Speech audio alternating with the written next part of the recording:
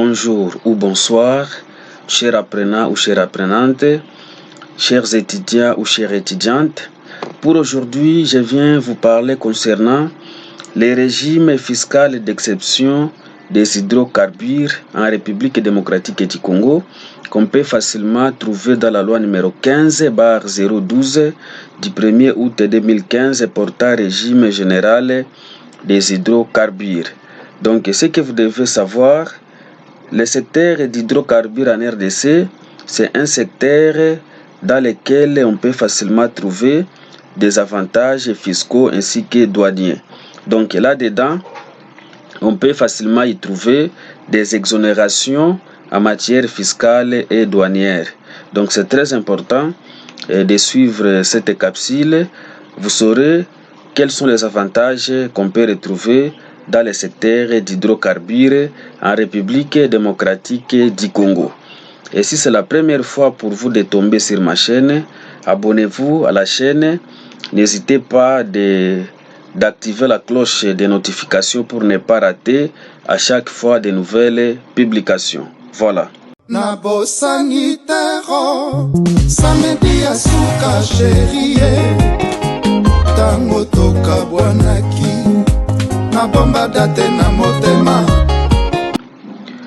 Je commencerai à vous présenter premièrement les plans de cette présentation d'aujourd'hui.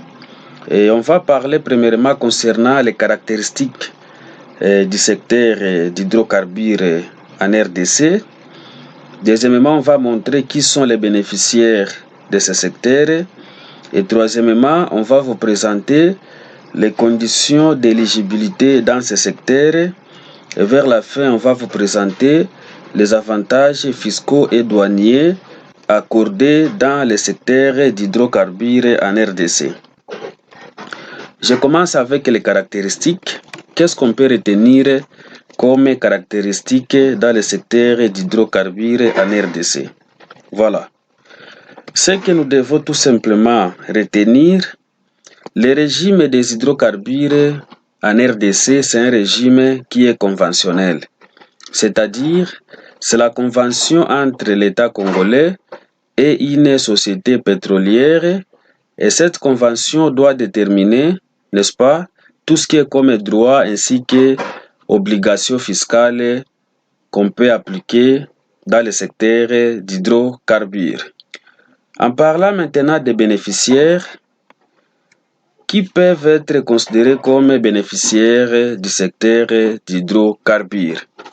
Ce sont tout simplement les sociétés pétrolières qui acceptent, n'est-ce pas, de réaliser les activités pétrolières en République démocratique du Congo. Alors, si on parle des activités pétrolières, nous faisons tout simplement allusion à tout ce qui peut entrer dans les hydrocarbures. Donc, nous faisons tout simplement allusion au secteur d'hydrocarbures. Je vais vous parler également des conditions d'éligibilité. Alors, qu'est-ce qu'on peut faire pour investir dans le secteur d'hydrocarbures en RDC? Alors, ce que vous devez savoir, en RDC, il n'y a pas de conditions vraiment spéciales pour accéder dans le secteur d'hydrocarbures. C'est seulement une société qui accepte de réaliser les activités pétrolières en RDC qui est appelée à signer une convention avec l'État congolais. Et dans cette convention, on doit déterminer tout ce qui est comme droit ainsi que obligations de chaque partie.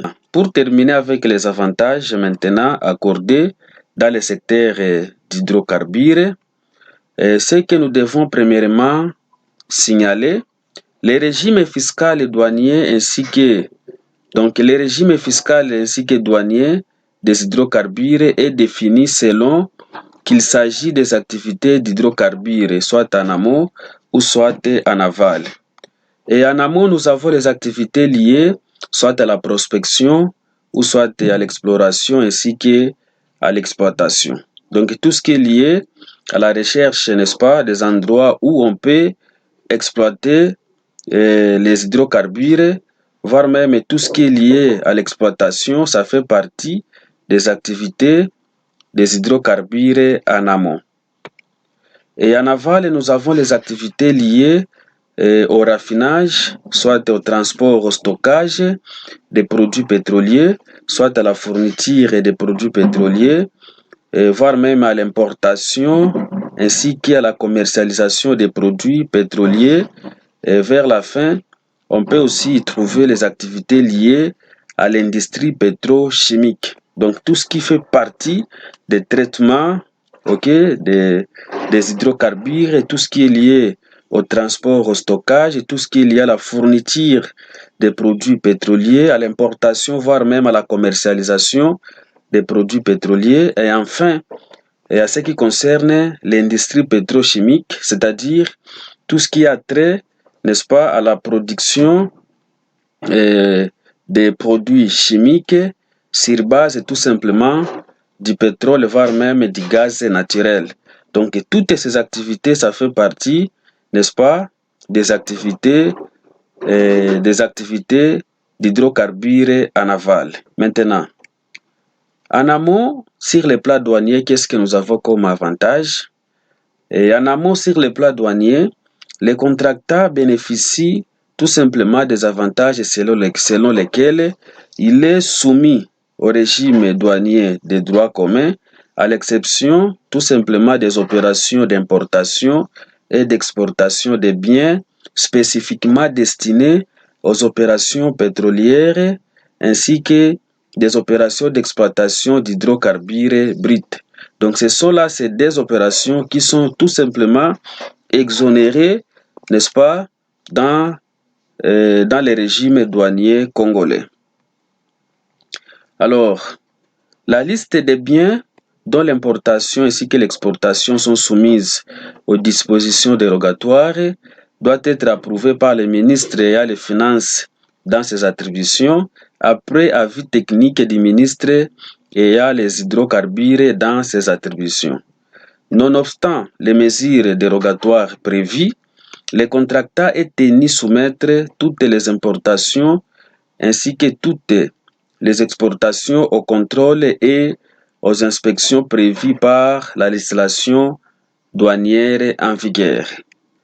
Le ministre des Finances est compétent pour exonérer tout contractant sur base d'une lettre validant la liste adressée à la DGDA et déclaration sur l'honneur faite par les contractants, la franchise totale des droits et taxes à l'importation des biens destinés aux opérations pétrolières dans les soucis d'encourager évidemment les investissements dans le secteur d'hydrocarbures. Maintenant, sur le plan fiscal, donc quand on parle du plan fiscal ici, nous faisons tout simplement allusion à ce qui concerne strictement les impôts. Maintenant, en amont, les contractants est juste assujettis à l'impôt exceptionnel sur la rémunération ou sur les rémunérations du personnel expatrié. Il est aussi, n'est-ce pas, assujetti uniquement à l'impôt professionnel sur les rémunérations des nationaux ainsi que à la taxe sur la valeur ajoutée à l'intérieur sur la consommation locale en phase d'exploitation. Donc, si vous regardez bien, les contractants sur le plan fiscal, à ce qui concerne les paiements des impôts, il est juste assujetti à tout ce qui est comme impôt pour lesquels il est considéré comme redevable légal. Maintenant, pour terminer en aval, à l'exception tout simplement de l'activité liée à la fourniture, les autres activités d'hydrocarbures sont soumises évidemment au régime fiscal ainsi que douanier des droits communs, voire même aux droits, voire même aux différents droits, aux différentes taxes, ainsi qu'aux différentes redevances prévues par la loi en vigueur en République démocratique du Congo. Maintenant, pour le reste, vous pouvez tout simplement vous abonner à la chaîne. Nous pouvons encore vous remercier pour votre aimable attention. Merci et à la prochaine occasion.